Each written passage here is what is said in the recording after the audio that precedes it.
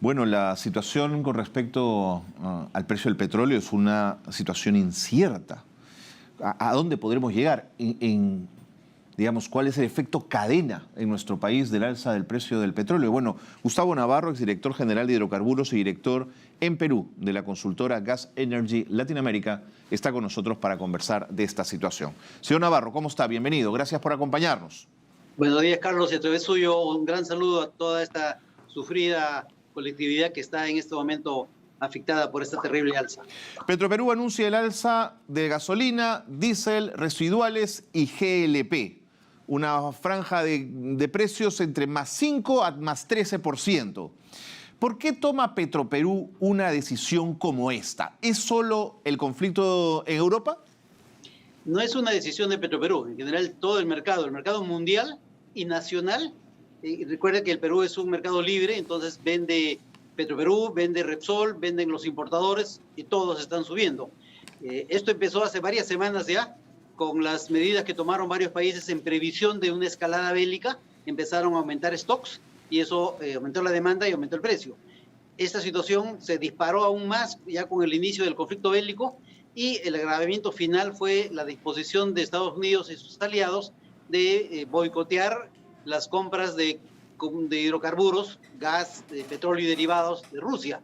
Entonces, Rusia es un importante actor en este mercado. Si de pronto se retira la oferta de Rusia, evidentemente la demanda no va a ser satisfecha y los precios suben, ¿no? Ese es el fenómeno. En esa coyuntura, entonces, el horizonte al que puede llegar el precio del petróleo es absolutamente incierto. En ese sentido, ¿qué margen de maniobra tiene el Perú para de alguna manera poder controlar estos efectos? Gracias, es muy importante esa pregunta, pero en todo caso debemos también aclarar que es una situación de coyuntura.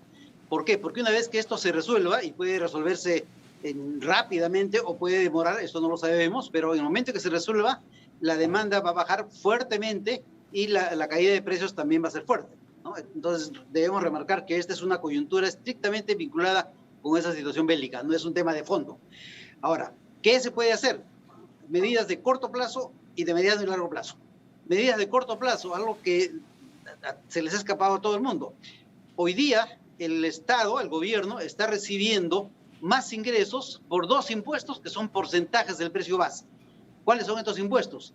El impuesto al rodaje, que es 8% del precio de las gasolinas, y el IGB, que es 18%. Entonces estamos hablando de 26% del precio que es impuesto. Si el precio sube, ese 26% evidentemente le da más caja al Estado. Entonces fácilmente el Estado puede rebajar el selectivo al consumo, que es un impuesto fijo, para compensar ese mayor ingreso y sin perjudicar a la caja fiscal. O sea, hoy día con este precio tan alto no hay razón para que el Estado cobre más impuestos y lo está haciendo, ¿no? Entonces esa es la medida de corto plazo, se puede hacer de inmediato, solamente necesita un decreto. ¿Y la de largo plazo?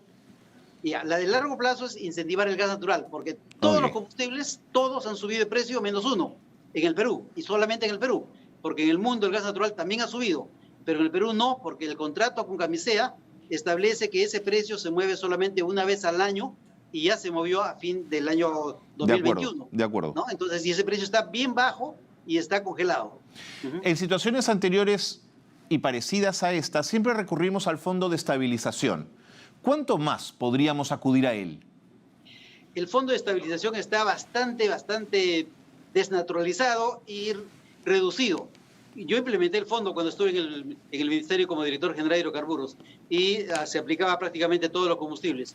Hoy día solamente se aplica a dos y ni siquiera en forma completa. Se aplica al GLP, pero al GLP solamente la parte que va envasado, la parte que va a granel, que va a las fábricas, a los criadores de pollo, por ejemplo, a los hospitales, que todos son GLP a granel, no está cubierto por el fondo. Y en el caso del diésel, solamente el diésel que se vende en grifo. El diésel que se vende a la industria, por ejemplo, la industria que hace pan, ¿no? En calderos y hornos puede estar usando diésel y no recibe el apoyo del fondo.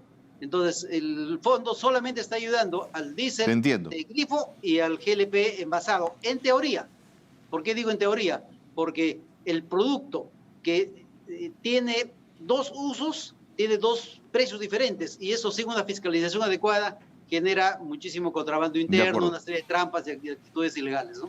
Señor Navarro, usted recordará, y quizás ustedes también, en septiembre del 2003 el barril de petróleo estaba en $25, julio 2008 había alcanzado el precio de $147, un pico histórico ese año.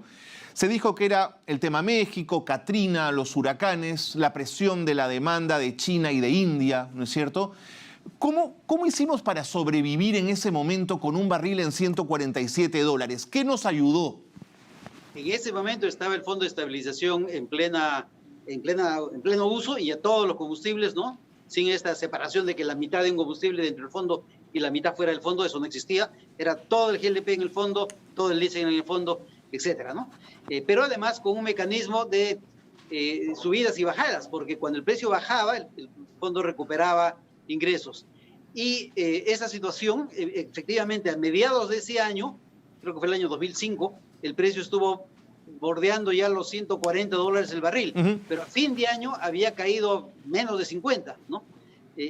Fue también una situación de coyuntura como esta, ¿no? Cuando la coyuntura desaparece, claro, el mercado nuevamente baja la demanda, vuelve todo a su nivel. La oferta sube y los precios se caen violentamente, ¿no? Una última pregunta, señor Navarro, porque el tiempo me gana y usted lo ha mencionado de alguna manera, ampliar nuestra matriz energética, no solo depender del petróleo, sino avanzar más rápido en el uso de gas, pero yo diría más, en energía eólica también, en hidroeléctricas también. ¿Por qué nos hemos quedado, señor Navarro, en ese nivel? Eso es increíble. El Perú es bendecido desde el punto de vista de la naturaleza. Así como tenemos una riqueza geográfica, biológica, botánica, en todos los órdenes, inclusive en el orden gastronómico, también en el orden energético. El Perú tiene muchísimos recursos de energías renovables, tanto la hidráulica, que es la única que ha desarrollado de manera importante, la eólica, hay muchas zonas en la costa y en otros lugares del país que tienen fuertes vientos, claro, la energía solar. Yo una vez estuve por temas de trabajo en Europa y vi que el Perú estaba conocido a nivel mundial, el sur del Perú, como una zona de altísima radiación que tenía un potencial geotérmica importante. ¿En el sur también? También, no solamente en el sur, recordemos, la historia nos dice que Atahualpa estuvo en los baños termales de Cajamarca. Buen punto. O sea, en todo el Perú hay baños termales. De acuerdo. Y eso es energía geotérmica. Sí, hay que apostar por ello para ser menos dependiente de estas coyunturas. Señor Navarro, ha sido usted muy claro en temas que siempre son complejos de explicar. Muchísimas gracias. Gracias a usted y saludos a toda la audiencia. Gracias. Ahí estaba Gustavo Navarro, entonces ex director general de hidrocarburos y director en el Perú de la consultora Gas Energy Latinoamérica. Es una situación coyuntural.